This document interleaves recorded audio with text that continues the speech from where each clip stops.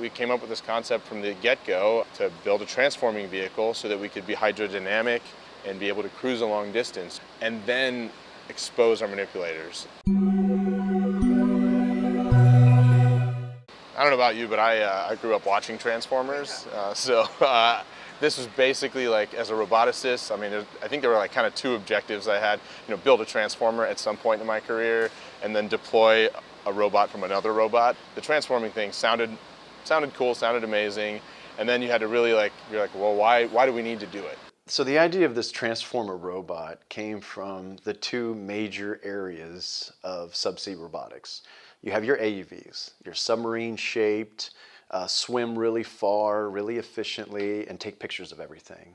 But they don't have any ability to touch the environment. And ROVs, which are the complement to that, are these big dishwasher, refrigerator looking things with manipulators on them, by and large connected to ships. We can, in pretty short order, go from an AUV form to an ROV form and have the best of both worlds. We came up with this concept from the get-go to build a transforming vehicle so that we could be hydrodynamic and be able to cruise a long distance and then expose our manipulators. It was combining the need for efficient transport to a location and the capability of the manipulation.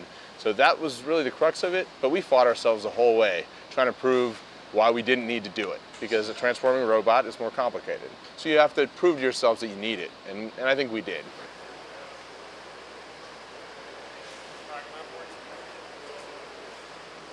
We came out here to start doing testing, so that means transforming the vehicle in the water, or being able to station keep, do moves and navigate around the pool to designated locations, starting to a little bit push our system, kind of throttling up the thrust a little bit, all while we can still see it, have cameras on it, kind of in a safe place for the robot.